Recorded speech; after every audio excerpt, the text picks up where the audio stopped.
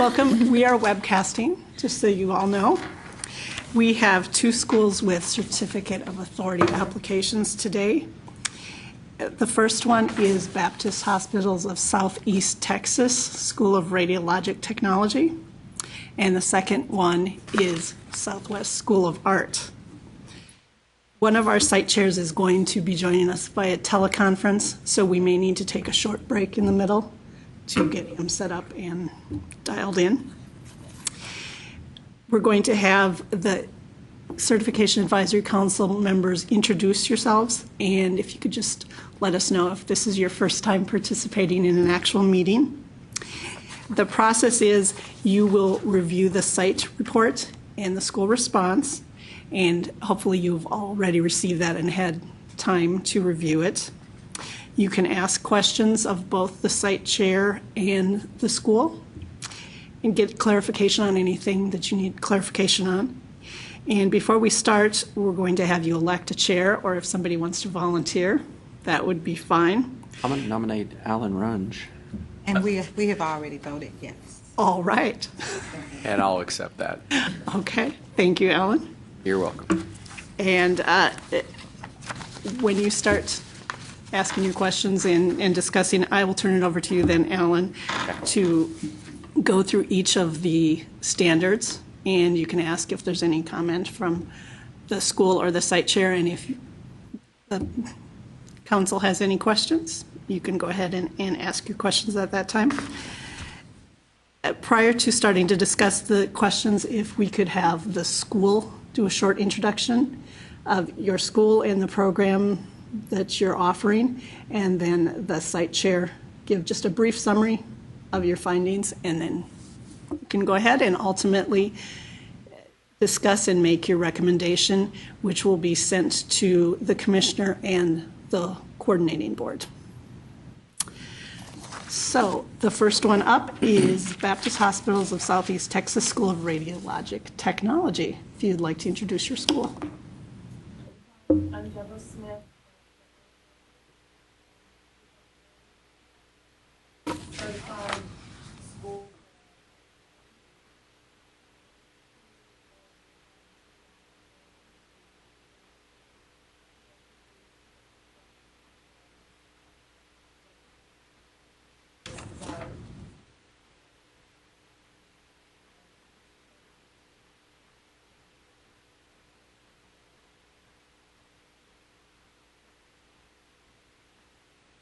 What is your program?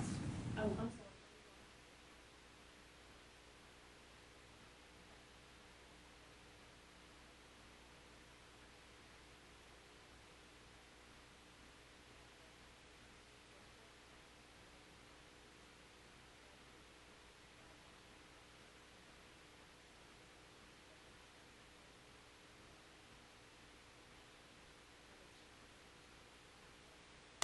So they brought a lot of expertise in medical education.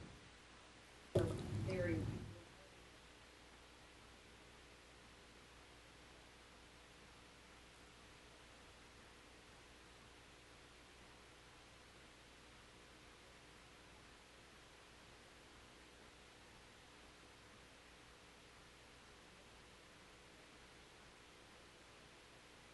students in the city of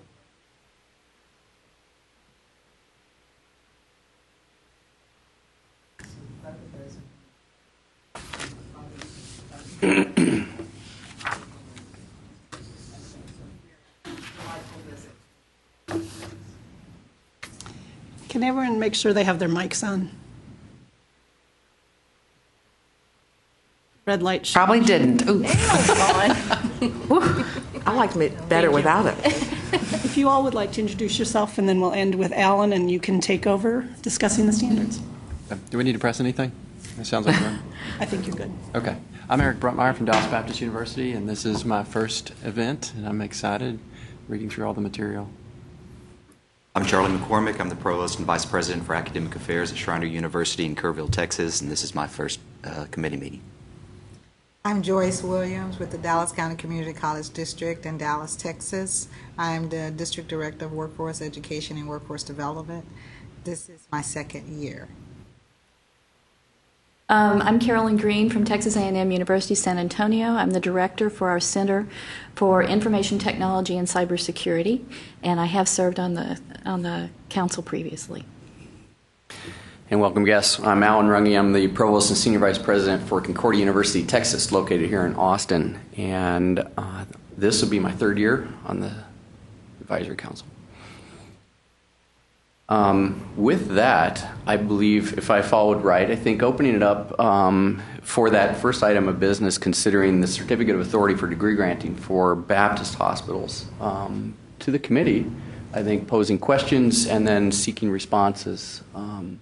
And unless we have a certain order, it often works to just take what the hot topics are and move until all your items are addressed. Anybody wants to start? Here, I haven't. Joyce? Although it was not a finding, I would like to address Standard 14. And just some information in Standard 14. Based on the makeup of the program currently, the program does not offer any academic courses. Yes, ma'am. The program does not offer any academic courses general education courses. Correct. Student has to take those courses outside of the. So looking at Standard 14 and looking at the fact that the first year includes 33 credit hours and then the second year includes 34 credit hours, that gives you a total of 67 hours. Correct. So when you start to look at that there is going to be a future requirement of the students also taking those at the university of the additional 82 hours additional 15 hours, the student really has to take 82 hours to get the degree, correct? Student is required to have the 15 hours of general education in addition to the 67 hours from you. So in order to get the associate's degree awarded from you, a student has to actually take 82 hours. I'll need to look at that, but I'm fairly sure that the first semester, or excuse me, the first year that includes the 15 hours of transfer credits that we require. So the first year of the 33 Yes, ma'am. includes that? Yes, Okay. ma'am. I just want to make sure we make that clear. Yes, ma'am. Okay.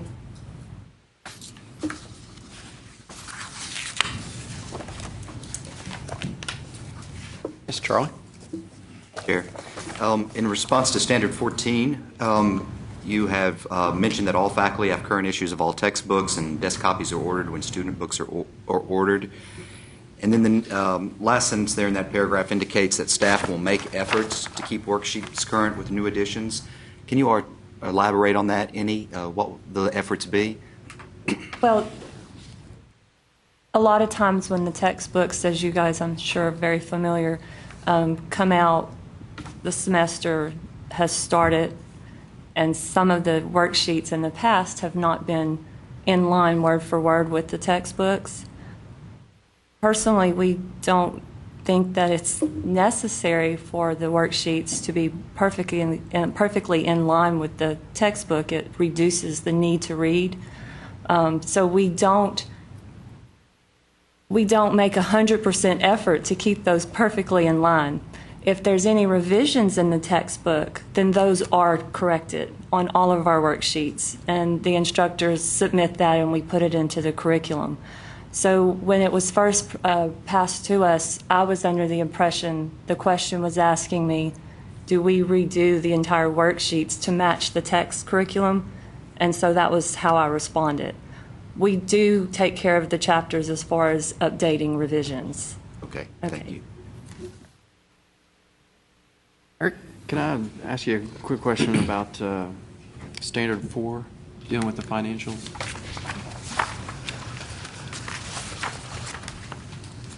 It mentions here that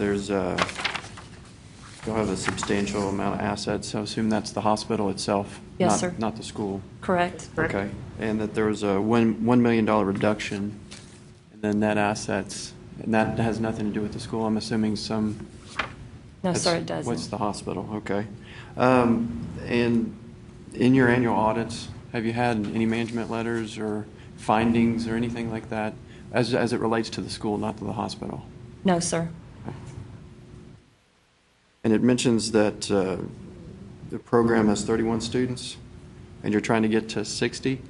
Our maximum capacity is 60. Is 60. But we took in 23 new students that started 2 weeks ago. Okay. That's about the max number that we like to bring in. Okay. 30 is too many for the.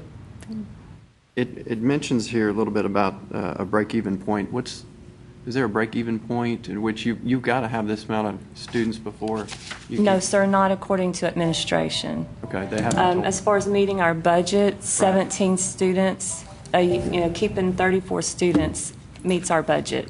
Okay. But the hospital doesn't hold us to that as far as if you don't fill seats, you can't continue the program. Okay.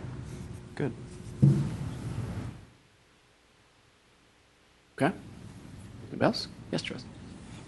I didn't see anything in here that talked about the number of graduates from your program. Here, Okay. tell me, Our attrition rate is at 82% over the past 5 years. Your completion rate. Your attrition's 18. Excuse me, completion rate, yes, ma'am. that's okay. We took in 17 in 2011 and graduated 14 this year. Of that 2011 cohort, 14. Yes, ma'am. That started in 2011. Thank you.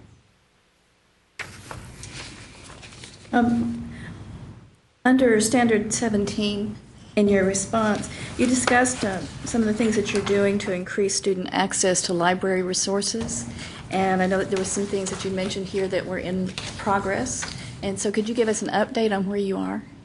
Yes, ma'am. We have an affiliate agreement with UTMB now that allows us to, through a lonesome doc program, that when our students are doing research, we can submit requests for full text reports through them for a small fee. Okay. And then, of course, we have the city library. Thank you.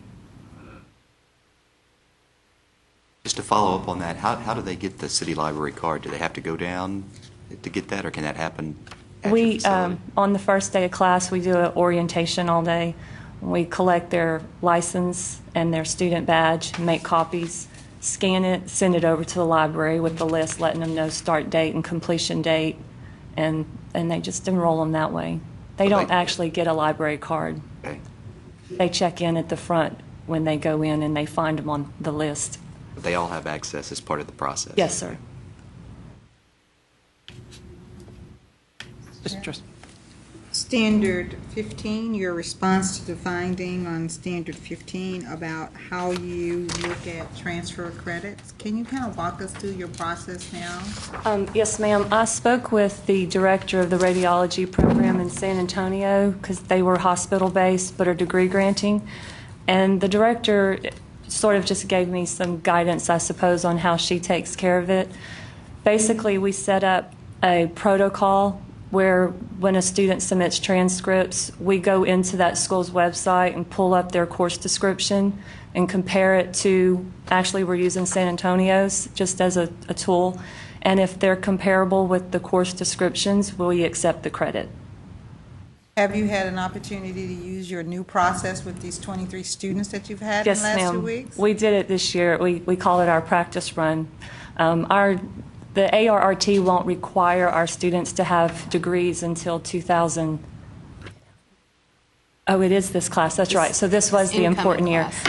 So we did, as they would submit their transcripts, Terry and I would double team it and get on the computer, and we started copying and pasting some of those descriptions with the numbers and the university and just matching them up. It worked well. It took us some time.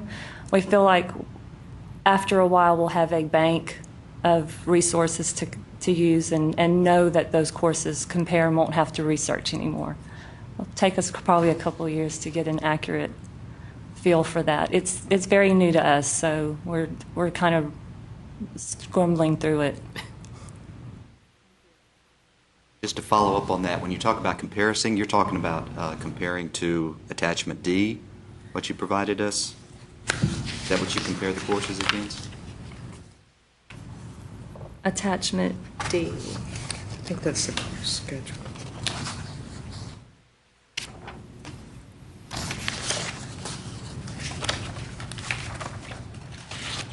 Is that in the... It says recommended general Oh, this is education. attachment D. Ma'am? This is D. Oh, that is what's in our handbook for the student as a guide to understand what we do. Oh, okay. So your comparison is actually to your curriculum that's offered by the institution and your course objectives compared to what the transferring and student has had at the institution they're transferring from, correct? No, ma'am. The only courses that we transfer are their general ed courses. Okay. And so that doesn't have anything to do with our curriculum descriptions. Okay. Did I misunderstand the question? You just clarified it. Thank you. Okay. It is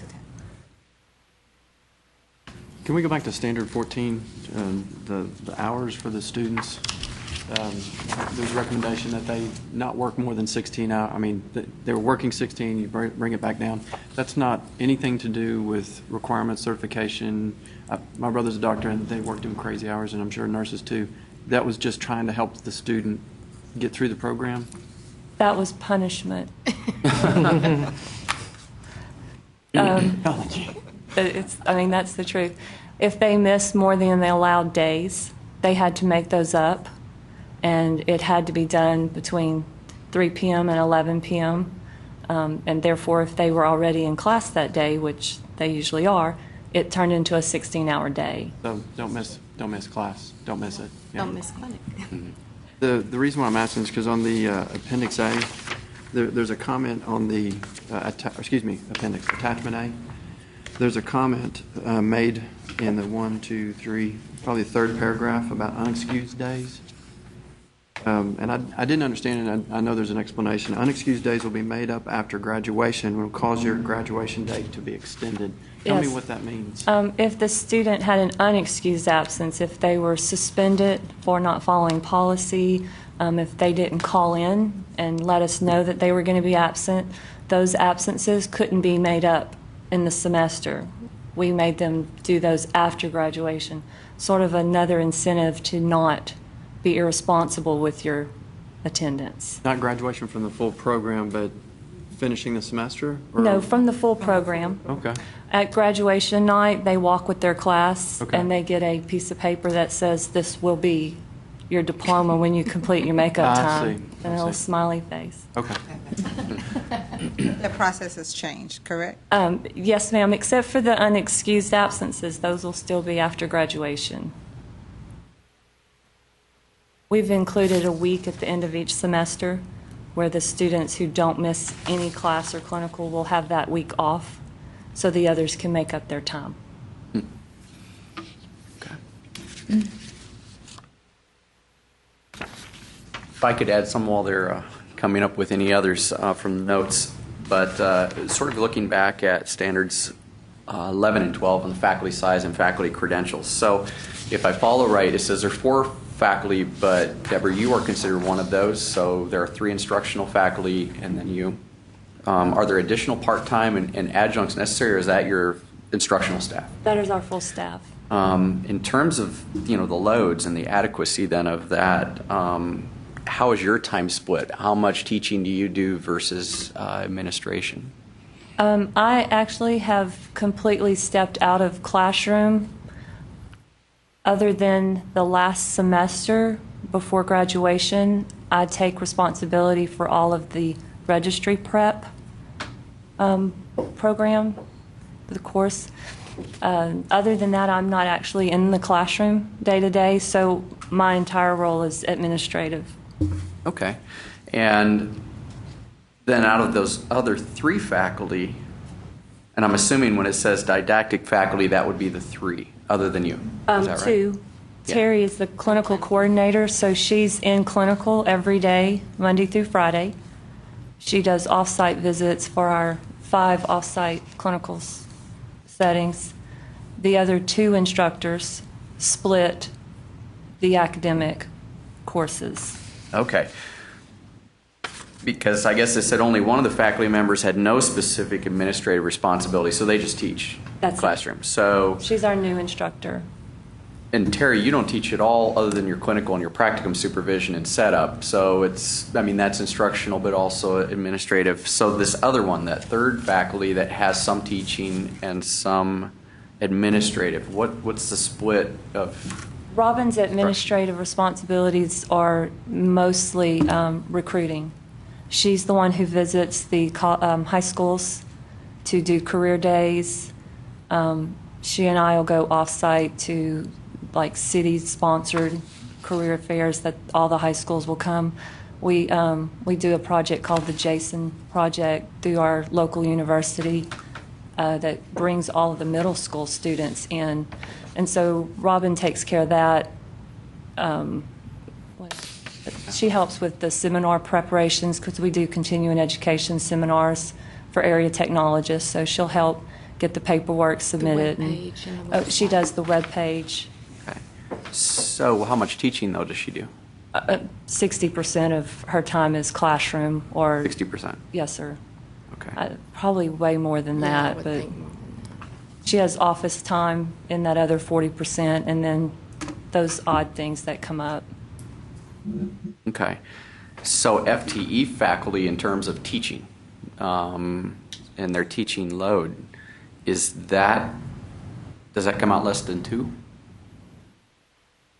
I don't understand the question. FTEs?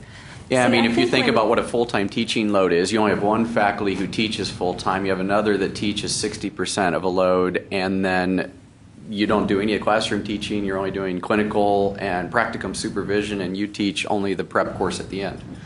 I think the problem here is my understanding of your questions and what you're looking for, because bottom line is I have 2 didactic instructors. That is all they do is teach class. Okay.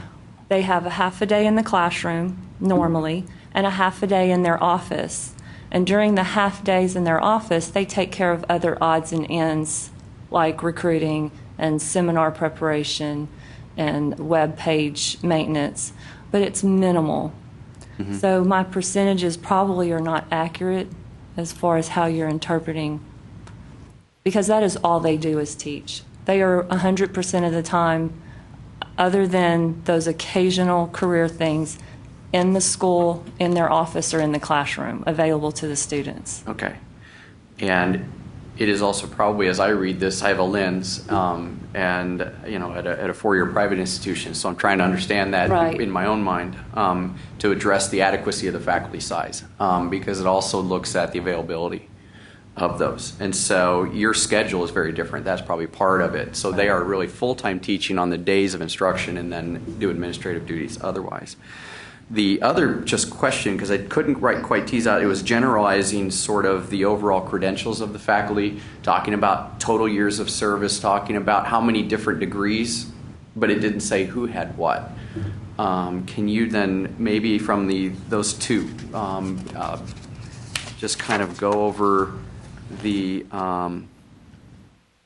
what are the specific credentials of those 2 that Okay. are your didactic? You said you have 2 didactic. Right. Yeah, let's look at those. Miss Lacey, our newest instructor, has a certificate of completion from our program, and that's all her specific credentials. She is in the process, or currently enrolled, in Midwestern State University, working on her Bachelor's of Science, Radiologic Science. She should complete that by December 2015. And then the plan is for her to start her master's.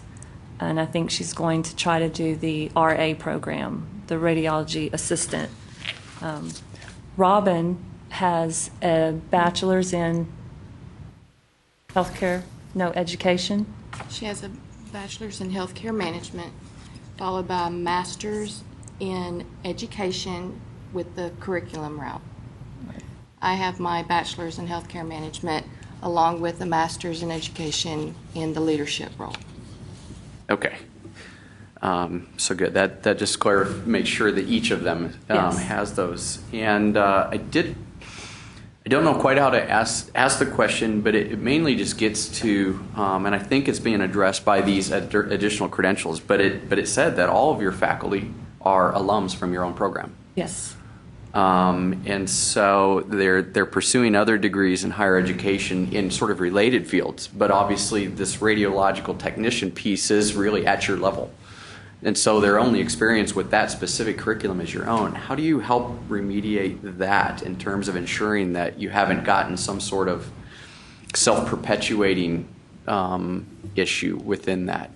Well, we are members of AIRS, which is the, help me, American Educators in Radiologic Science, and we attend those continuing education seminars and things that they have for educators. Of course, we're all members of our American Society and Texas State Societies where we attend continuing education, and we attend an annual student educators convention through the West Coast. My bachelor's is in radiologic science. Okay. And, I feel like I kind of direct and guide all of the instructors in making sure that we're attending courses and doing things to stay abreast of our profession. And then, of course, I've sort of put it in Lacey's hard paperwork that she understands. She doesn't have an option. Her degrees must be in radiologic science. Okay. Okay. And then just, I think one other piece that I had is you talk about the total years of experience, total years of teaching, but have you had turnover in this staff? How long have you held your teaching staff? Ms. Nicholas, our program director, prior to me, was with us for 40 years. Okay. Terry's been with the program for 15. I've been with the program for 12, and Ms. Robin has been with us for 10. And we expect Lacey to retire with us as well. Okay. So we really have no staff turnover, only a retired staff member. And that's commendable, at least from my perspective. Committee? Those are my views. One last question about your transcripts. You said you got them set away, fireproof. Is any of that electronic database, is it backed up? Yes, sir. Okay. That's my only concern.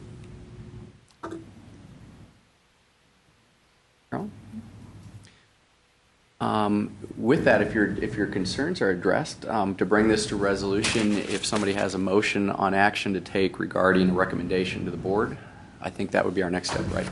Yeah. Well, I'll make a motion that we approve the report given and the application made for Baptist Hospitals of Southeast Texas School of Radiologic Technology. I have a supporting second. Second. Okay, thanks, Carolyn. And if there are any last comments or questions on that? Otherwise, we'll just move to a vote for approving that the motion made to recommend granting of certificate of authority to Baptist Hospitals of Southwest Texas School of Radiological Technology. All in favor signify by saying aye. Aye. And any opposed? Kathy, I think you can record that as a recommendation. Do you need to pause to get somebody on the phone still? We do need to pause, so unfortunately, we're going to need to take about a 20-minute break. Our other site chair is in class until 11, and then he will be calling in. So if we could take a break, pause the webcast. And Deborah, Terry, thanks for being with us and for your answers, and Lee for your service and providing good answers. Thank you. Ladies. Congratulations Thank you. Yes. On the recommendation.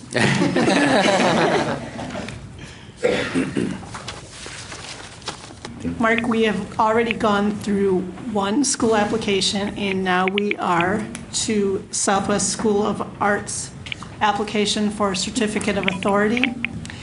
And in a minute, we will have you just introduce yourself, and if you could identify your other team members, and then if you have any summary of your findings. But we will let you know when we need that information. Okay. Okay. I am going to turn it back over to Ellen Runge, who is the chair of the Certification Advisory Council. And if you can all make sure that you have your microphones on again. Okay. And should we have our guests introduce themselves then first, if you would each do that? Certainly. Paula Owen, President, Southwest School of Art. And I'm Eddie Dupuy. I'm the Dean at Southwest School of Art. Hi, Paul and Eddie. Hey, Mark. Hey, Mark. Okay. And Mark, do you have anything further in terms of introduction of yourself, since you're not present? Other than... Well, I'm Mark Anderson, as you suspect. I am the chair and professor of art at Baylor. I've been involved in higher education in Texas for 36 years. And all but 3 of those years were in state institutions that are now part of the A&M system. I've been president of TASA, Texas Association of Schools of Art, and I've known of what is now the Southwest School of Art for some time. One of my former students teaches there, works there, Greg Johnson, and another 1 or 2 of my former students have taught there, I believe, as part-time people. Okay. So it was a pleasure to get to see the facility and to really get an idea of what was being planned there. Okay, thank you. And if I remember, they weren't here when we did introductions before, right? Or were you sitting? Were you back? So you don't need to go through us again. With that, the only order of business then before us is the second item: consideration of the application for certificate of authority for Southwest School of Art. And I would open that item up and start again with the council, and we'll go through whatever questions you would have.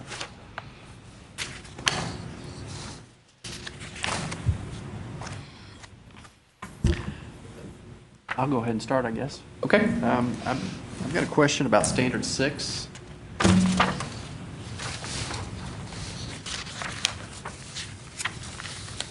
just trying to understand the finances. It says in the second paragraph, page 4. I'm sorry, can I just interrupt real quickly? If we could have Mark give an overview of the site visit, that would be very helpful. Oh, thank you, just for our records. Okay. Mark? Well, sure, I'd be happy to do that. I don't know if you want me to go over each standard, but general impressions, I'd be happy to give. The site visit committee was composed of myself, Tina Fuentes, who is art professor and director of the Texas Tech University School of Art, Dr. Robert Bradley, who's an assistant professor of art at the University of Texas Pan American, and an art historian by training. And just the general summary and your general impressions from the visit. Okay. Yeah, on July 18th and 19th, we met in San Antonio. We're hosted by Paula and Eddie and met faculty, toured the various facilities. I think to a person we were impressed with the physical plant, the library addition, or it's not an addition, but the fact that the San Antonio Public Library is essentially on campus and available that they have worked through the various channels to make that a part of the Southwest School of Art is really impressive. What an asset to the program. We were impressed with the way the board administration is set up. We're impressed with the financial stability of the place. It's been around a long time, and they've been through many iterations, I'm sure, of policies and procedures. I think that the planning for the BFA has been in the works for a while, and we were impressed with the amount of background work, the homework, the anticipation of all of these expectations being met. And it seemed as though there were very few, if any, things that were not thought of previously. The faculty seemed like a very cohesive group, very interested and excited about offering a BFA. The facilities are not only adequate, but I think even go beyond in some areas what one would expect for a BFA program. I think they've thought out very carefully how they're going to admit students and who their population, at least initially, is going to be, because we all know there are BFA programs throughout the state, and the population there in San Antonio is such that there's a large pool of resident potential students anyway. And I know they intend to expand beyond that. And I think in time that makes sense, and their resources will allow them to do that. They talked about adding an art historian or two to round out their curriculum. That's a good idea. I think, when you talk about things like curriculum and the validity of the program, the fact that they want to become accredited by NASAD, the National Association of Schools of Art and Design, and as well as the Southern Association of Colleges and Schools, SACS, the fact that they're going to seek accreditation, it just goes without saying that their curriculum is going to have to be, it's going to have to make sense, and it's going to have to be assessed by visitation teams from both of those organizations. Let's see. It seemed to me that they had anticipated just about everything that needed to be covered, and they hosted us very graciously and made everything available to us that we needed to see and to talk about. So that's my summary. If you have any questions, I'd be glad to address them. Thank you, Mark. And, yeah, go ahead. Okay.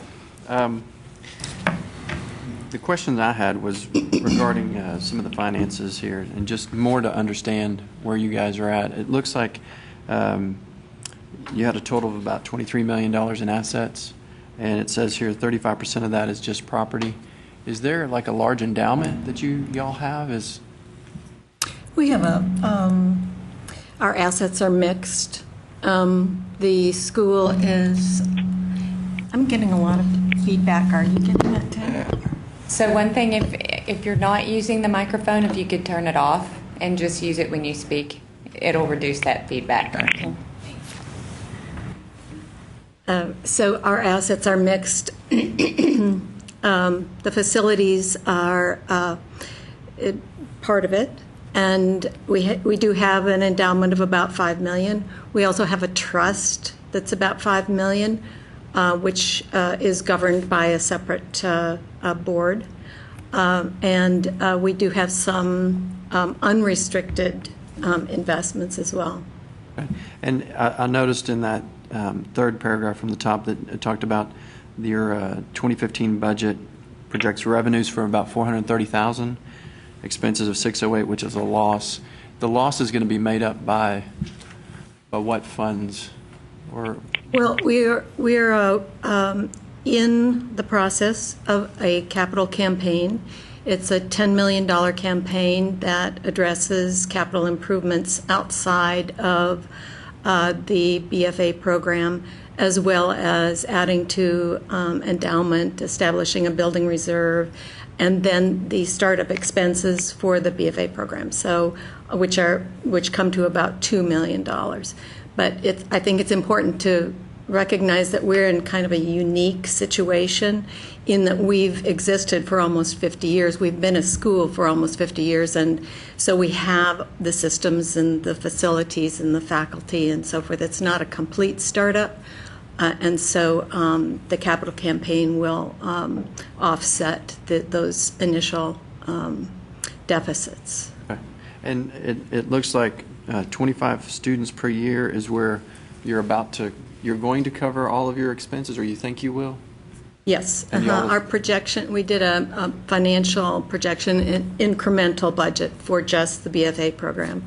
And we projected 25 students for the first 4 years. This was a very intentional decision to keep it very small and manageable with individualized instruction for those first 4 years.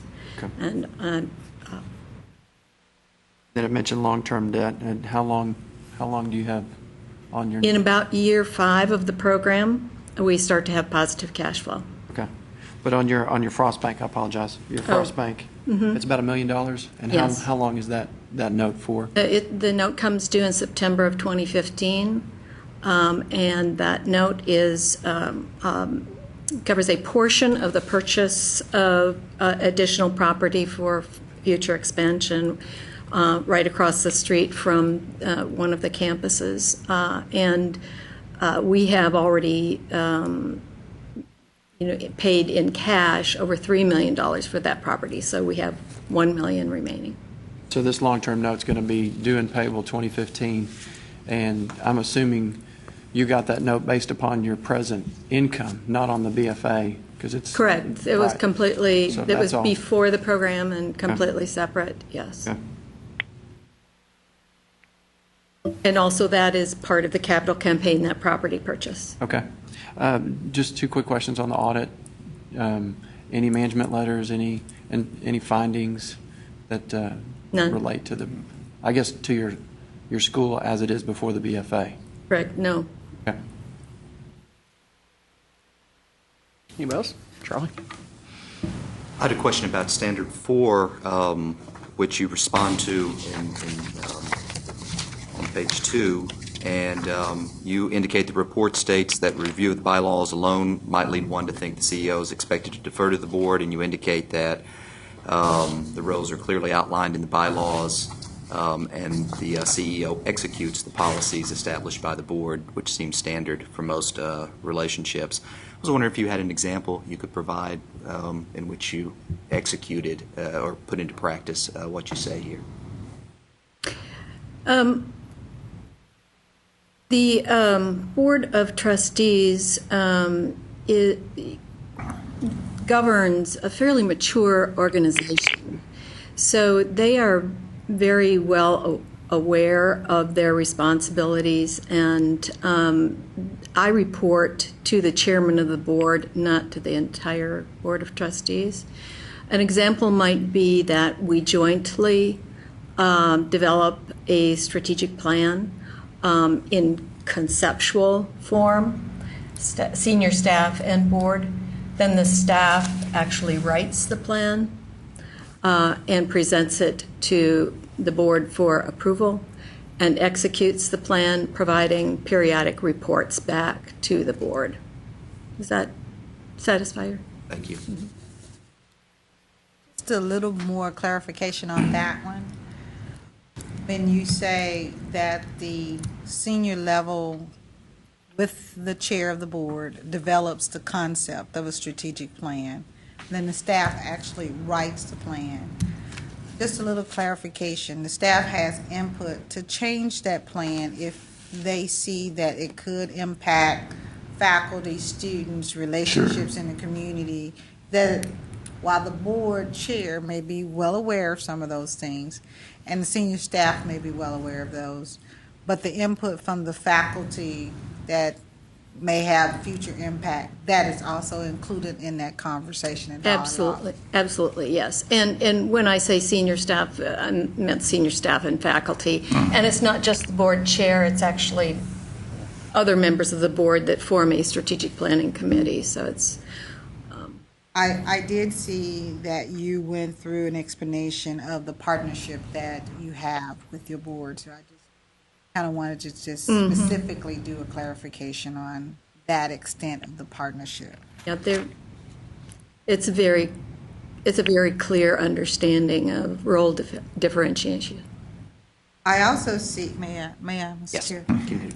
I also see in your response that there was a lot of clarification that you were making to the report. Although there were no findings with the recommendations, you felt that you needed to make some clarifications.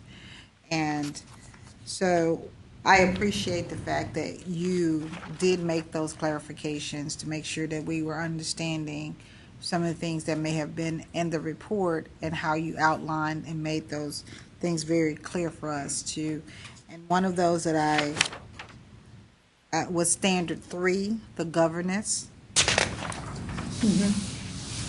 And when you clarified the responsibilities and the committees that were stated there, and the fact that if there were other committees that were determined, they were just not standing committees. Correct, yeah.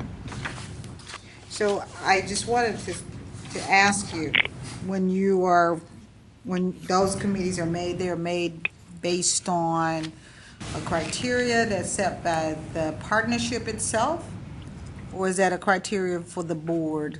It's generally a recommendation made by either myself or the chairman of the board. Yeah. Okay. What else? I had one other question about Standard 23, health and safety. In the report, there were some questions about mask versus respirators and an insufficiency of I think a community respirator, which I don't know what that is. But I see in your response you indicate that the safety committee addressed this issue and policies for the use of respirators are in place. Could you elaborate on that? I assume that's not the community respirator, but these are individual respirators now? Correct. Yeah, there's a danger from dealing with ceramics in particular that you can get some lung disease. And so the mask respirators, as the visitor rightly pointed out, are not always adequate. And so we wanted a higher level respirator. And that's just something that we have already done. I mean, it's just something that's in place right now. And I've actually written a policy for it. Eric? 2 more questions real quick, and this is more just for information purposes. On Standard 11, the last paragraph that talks about the egalitarian character of the BFA faculty. Mm-hmm. Can you explain that to me? Because I don't think I understand. Well, as Paula mentioned, the faculty has been around. Some of the faculty have been around for 36 years. Some of them have been there 20 years. Some of them have been there 15 years.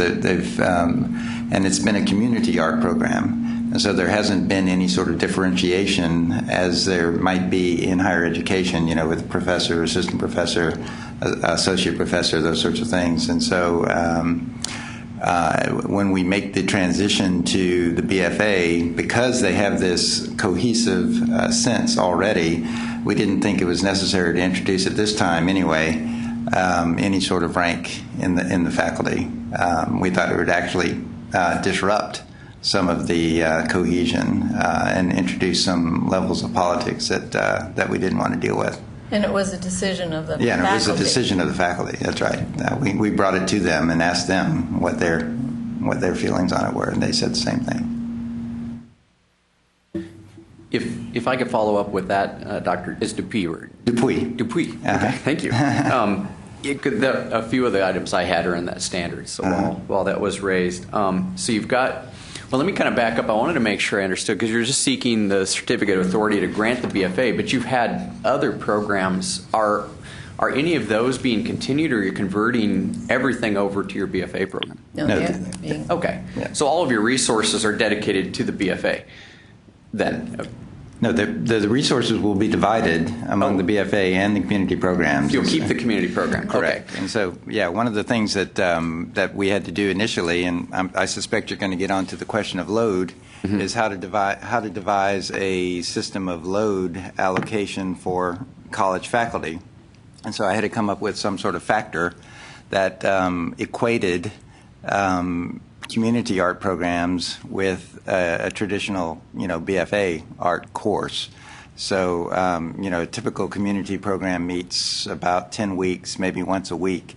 And so we said we determined after research that it's about 30 hours of contact hours during a 10-week semester. And so I tried to equate that to a typical 3-hour course and to a typical studio course, which meets for 6 hours. And I came up with a factor of 0.066. The faculty has had a lot of fun making fun of me with that, but it works. And so we devise a load allocation based on that factor. Okay.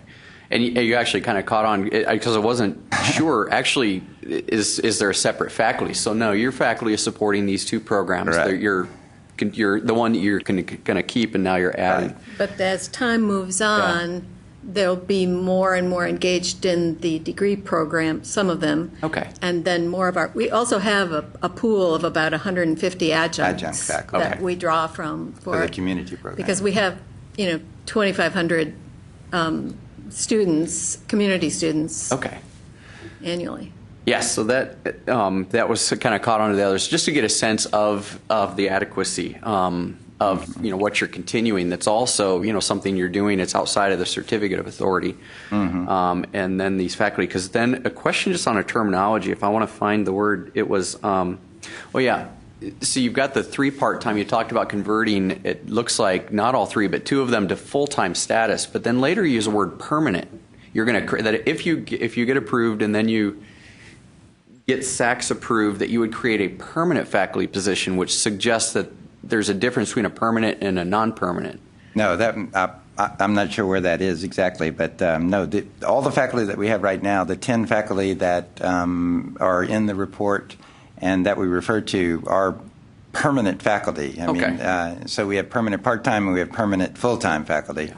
So, but they're all permanent, and the 2 that are part-time will become full-time in fall of 14, right at the time the BFA starts. And then we have a schedule for adding permanent positions as they are warranted. Right. Yeah, and even in Dr. Anderson's summary, I mean, clearly, if you're going to be seeking accreditation by SACS as well as a programmatic accreditation for your BFA, I mean, they're going to address all those too. It was in your response. Okay. So the response to the site visit, you used the word permanent, which kind of just raised, I guess, the question of what's going on in terms of that. But I think that addresses my questions on 12. Okay. So thanks. Thanks. And just for a little information about the curricular side, I read in a couple of different places things that you've done in preparing for that, including the general education portion. Could you just elaborate a little bit on how you plan to address the general education part? Yeah, well, in developing the general education, I reached out to some of the teachers at Trinity University, University of Texas at San Antonio, and Our Lady of the Lake, and some of the other colleges and universities in San Antonio, and they actually wrote we had a course proposal template. They followed the course proposal template that included objectives for the courses and things like that. We tried to align it as much as possible with the Texas Common Course Numbering System. Initially, Those courses will be taught primarily by adjunct faculty that we'll bring in because we have so many universities in the area. We think it would be pretty easy to bring in adjunct faculty to cover those classes. And I can tell you we've had requests, we get a request a week practically to teach in the program, even though it hasn't started, but people catch wind of it and all this sort of stuff. So, but I think as time goes on, we will bring in somebody to oversee the general education program and the art history program. I think we make mention in the response that we'd like to have multiple voices in art history in particular. So we probably won't have a single art historian, but we'll have several art historians who may also teach in the gen ed program. It just depends. We don't know who we're going to get yet. And to back up a few paces, before we actually sought writers for the gen ed curriculum, the faculty and Eddie and I met to discuss conceptually how to put the curriculum together and what art students would need in order to inform their work and be engaged citizens and to graduate with the education we hoped for them. An important process. Mm-hmm. Thank you. So have you decided the general education curricula plan? How many hours of general education will be required in the BFA? Yeah, there's about 39 hours, as I recall. I don't have the curriculum map in front of me, but it's about 39 hours. We're also adding 2 courses in professionalism that will be supportive courses. So things like how to write an artist statement, how to get your name out there, how to set up a studio, safety issues, copyright issues, law issues, and with art and all those sorts of things. So all of that will be supportive of the art program. It's 48 hours, I believe. There's 120 credit hours, and 72 of them are studio hours. Right. Mm-hmm. One additional question, Mr. Chair. Yes.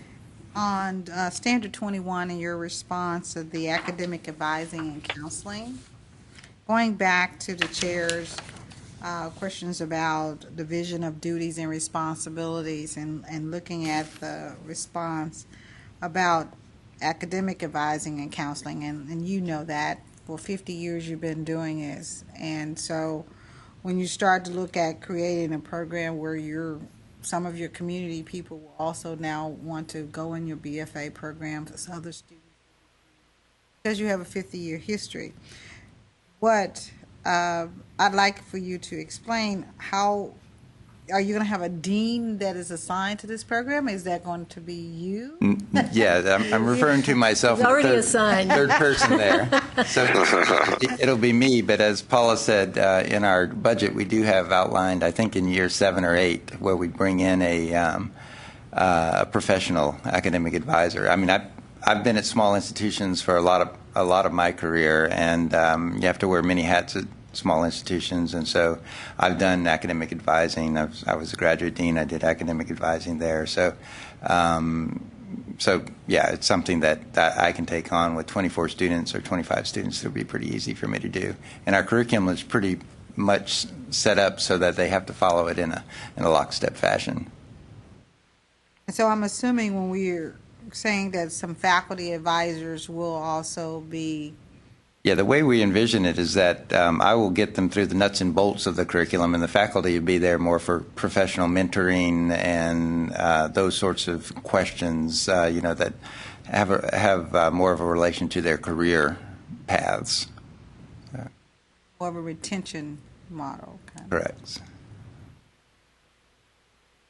Charles? We've talked about the faculty credentials, and the report talked about that. I'm wondering about faculty skills, faculty who are moving from a community-based environment to the BFA environment.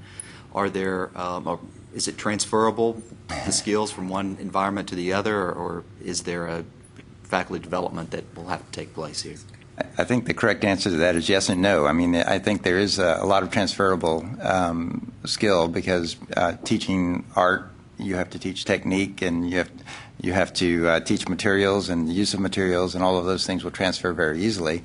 I think the question will be dealing with 18 to 24-year-olds, which would be a different demographic. And so we have dealt with that question. We had a faculty development retreat recently in June. We're going to have some more in next spring, this spring coming up, and certainly in the summer right before things get started.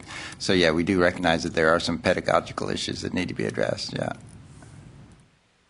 I would only add that our students in the community program are all ages. Yeah, some of them that's are true. actually 18 to 24. That's right. Some of them are younger than that. So the teachers have had experience with some of that demographic. And also, I want to add that they're very skilled teachers, but they're also very skilled artists. They're very involved regionally and nationally, professional in their professional organizations. They're already the equals of their colleagues at other colleges and universities from a professional point of view.